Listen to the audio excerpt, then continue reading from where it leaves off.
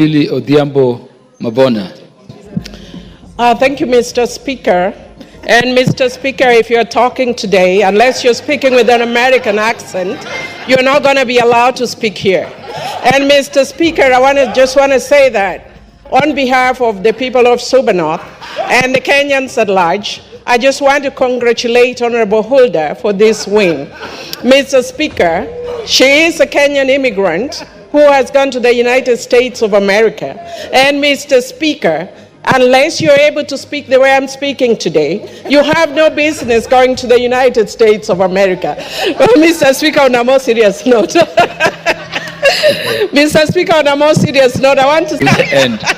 So can you continue? Mr. Speaker, I can actually finish in this language because it's a Bad Girl Millie. The most explosive moments of Millie Odhiambo in Kenyan politics.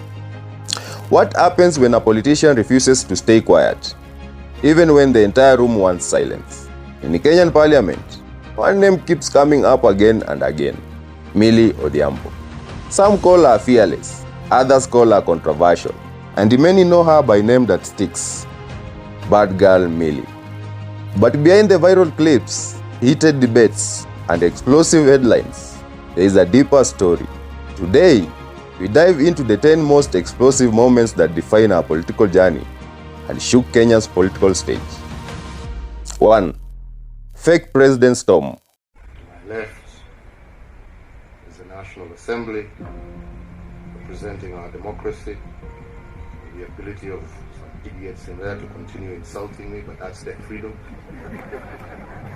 One of the most controversial moments in her career came during the tense political period after the 2017 elections. Inside Parliament, emotions were high, debates were heated, and tempers were rising. Then Millie Odhiambo made a statement that will dominate headlines. She referred to the then sitting president as fake president. Can you withdraw and apologize? Leadership is grabbed, it is not given. That is why my book is rigged or be rigged.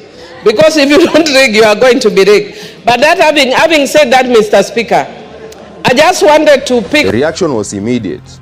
Gasps in chamber, outrage outside parliament, and legal consequences that followed soon after. This moment didn't just spark controversy.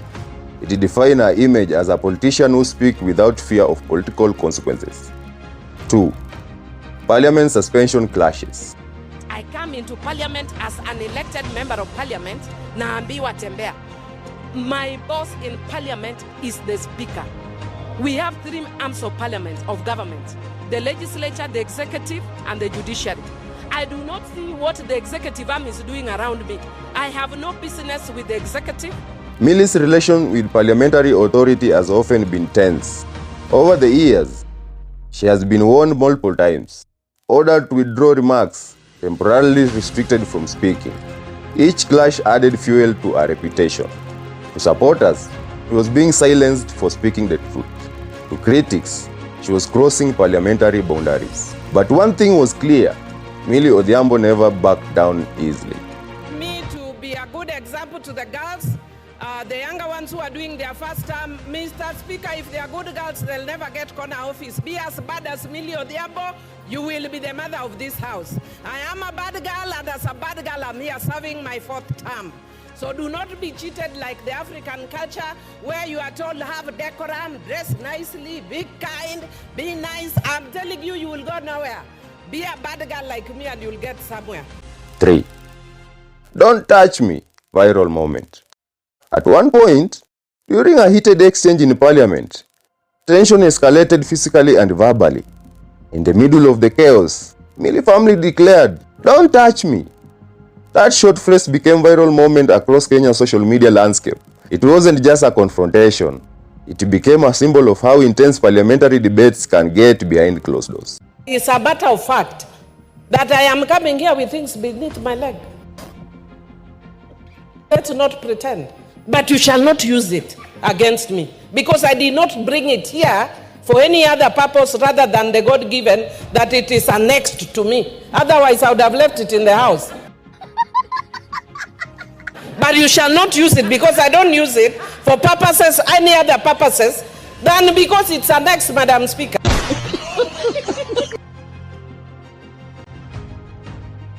We are telling you, you may be an expert, but it's theoretical. I am the expert because I've gone through it. So respect my opinion, I am the expert on practicals. 4. ODM loyalty and political battles. Throughout her career, Millie has remained strongly aligned with the Orange Democratic Movement, the ODM. Her loyalty has shaped many of her political battles. She has often stood firm in defense of her party during national disputes, even when it meant facing criticism from opponents.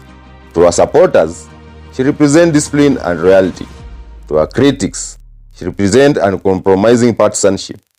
Either way, she is one of ODM's most recognizable voices. 5. Gender rights firestorm. Beyond political fights, Millie is known for her strong advocacy on gender issues. She has repeatedly challenged gender inequality, cultural restriction on women, violence against women. These speeches often spark national conversations.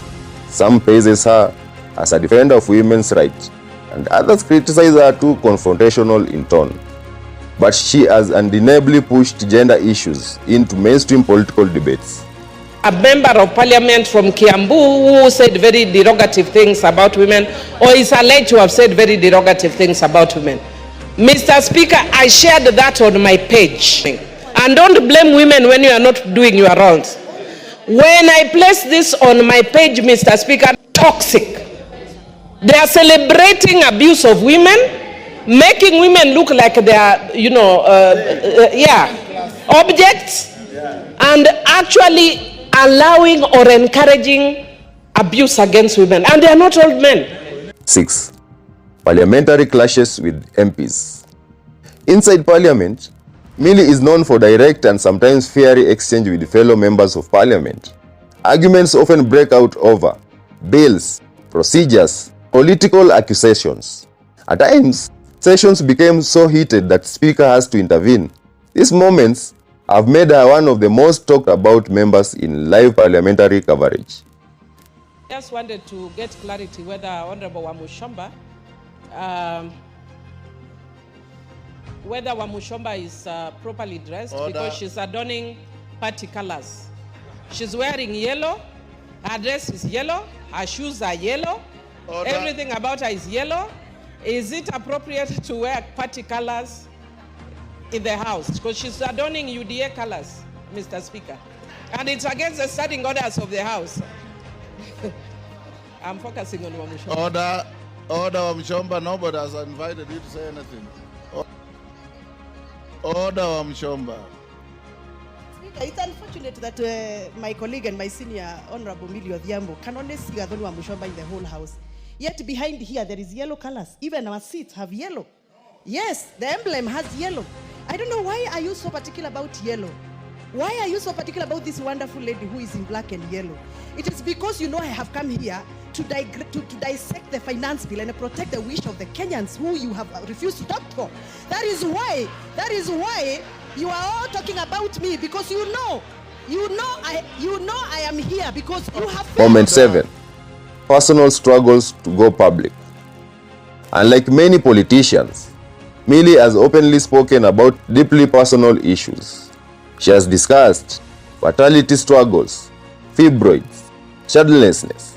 For many Kenyans, this was unexpected from a public figure, but it opened a national conversation about women's health, infertility, and stigma. It was one of the most humanizing chapters of her public life. Viewer says, hey Millie, please work on a bill on surrogacy women are suffering. I have actually a bill which is called Assisted Reproduction Technologies Bill, and I'm at a good place to know because I do not have a child myself, naturally.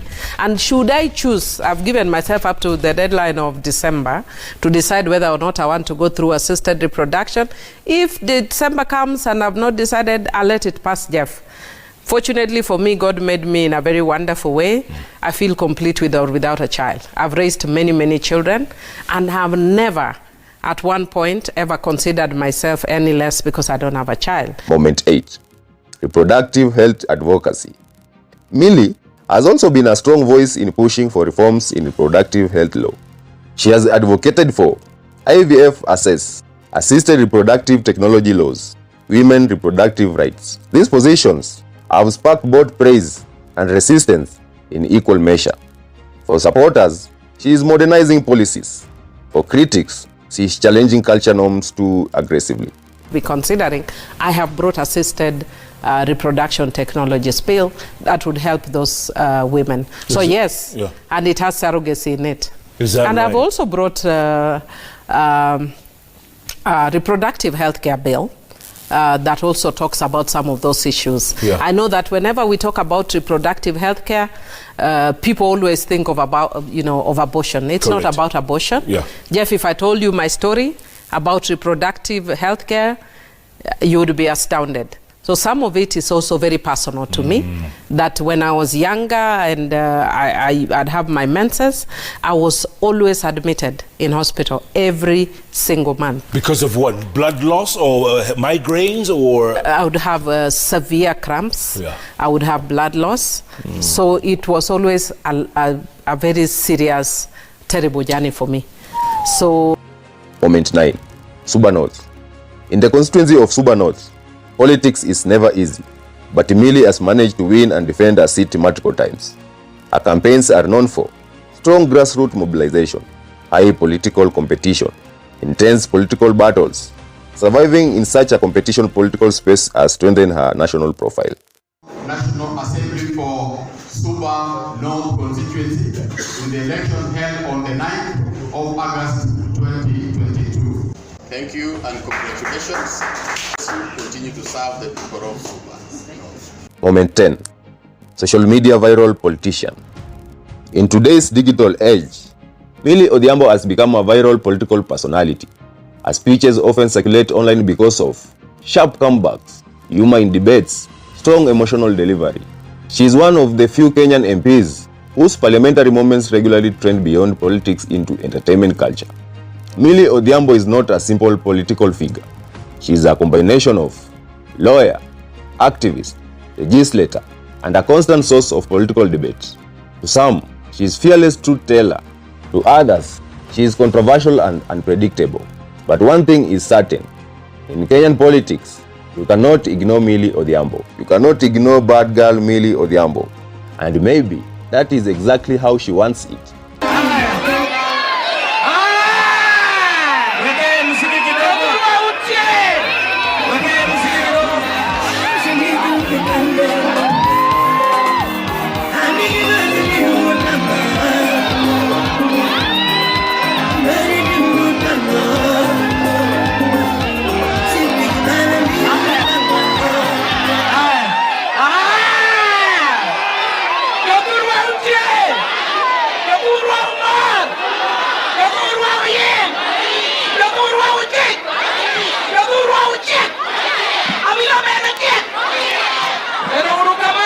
If you enjoyed this deep dive into Kenya's most explosive political personalities, don't forget to like, subscribe, and comment.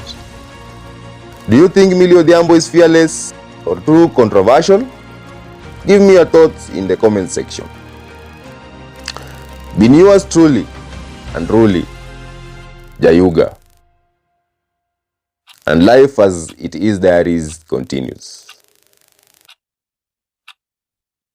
So, kabla hiyo, what up, people? Yo.